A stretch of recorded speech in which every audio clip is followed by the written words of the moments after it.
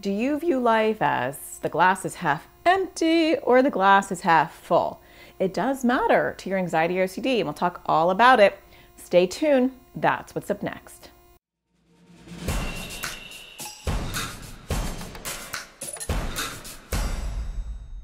Hi, my name is Natasha Daniels. I'm a therapist. I make videos for people with anxiety or OCD. And lately I've been talking a lot about how you view things in general, how you show up to these struggles around your anxiety or OCD. And the reason why I'm talking about that is it's so important. It creates the whole foundation of whether you're going to feel empowered to tackle this or you're going to feel like you're not even going to show up and try before you even begin. So we want to look at how do you view things in life in general. Have you heard the expression, here's a glass, is it half empty or is it half full?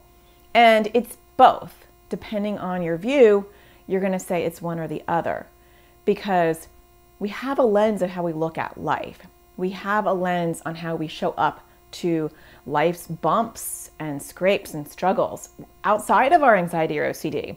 And so it's not that you want to, have this false positivity of like, yay, I have to go to the doctor. I'm so excited. You want to be realistic with yourself, but are you always seeing the negative? They're probably talking about me right now, right? Or, I'm going to totally bomb that test. Or, oh my gosh, yeah, I'm going to go to that party and no one's going to talk to me. Or I'll go on that trip and it'll be totally ruined. It's going to be horrible. Or today's the worst day ever because this happened and then that happened. Right? It's the all or nothing thinking. It's black and white. There's never a little glimmer of, okay, well, this part was good, right? So it's like challenging yourself. Can you find the okay part of a situation, even if it's going sideways? Or even if your life is just going along, can you appreciate and have gratitude for some of the things that are happening to you? And so I'll give you a couple of weird examples. One time I got a flat tire and I was right about to go onto a highway. And initially I was like, oh my gosh, I don't have time for this. I'm going to be late for my therapy sessions. And then I thought about it and I wasn't excited about having a flat tire, but I thought, you know what? I'm so glad that it happened right here instead of me on the highway because that would have been a lot less safe. And so I'm really happy that I am a block away from my house and I'm safe. And I'm not woohoo excited this happened, but I can see the silver lining in that. Or sometimes if somebody's not talking to me, my social anxiety is like, oh my gosh, they completely hate you. I can say, actually, I'm really enjoying sitting here by myself. And, maybe they're actually just like best friends and they haven't caught up in a while. It doesn't matter. It's like purposely trying to train your brain to find the positive and not the fake positive, but like the genuinely positive aspect of a situation. It's easier to do that when something good is happening or you're in a neutral state, like where nothing bad or nothing good's happening. Can you feel some gratefulness for something, right?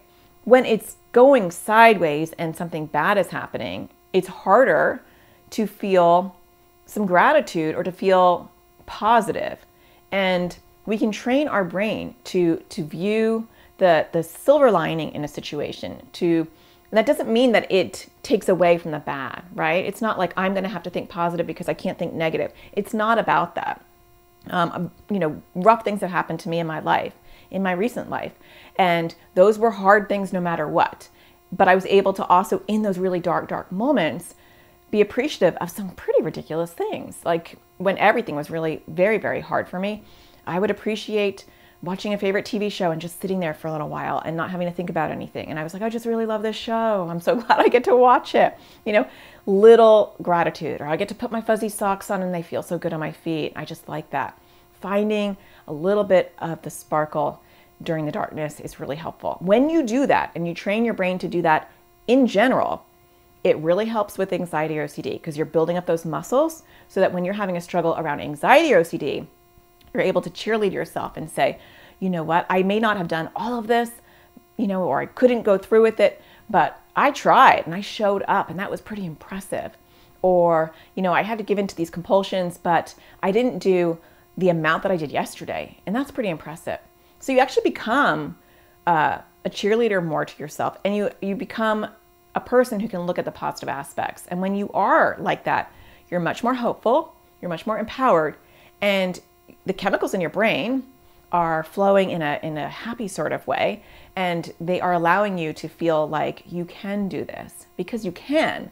But if you tell yourself you can't over and over and over again, your brain is going to respond and be like, I guess we can't, right? Or if your brain is going to say, everything is horrible, everything is bad, the world is horrible, everything is horrible, eventually that's all you're going to see. So we don't want to have that one view. We want to open it up a little bit. I hope you find the sparkle in everything you do. I hope you found this helpful. If you want some in-depth help with your anxiety or OCD, I do have a Crushing OCD course for kids and teens that you can check out at atparentingsurvivalschool.com. I'll be back next week for another video. Take care.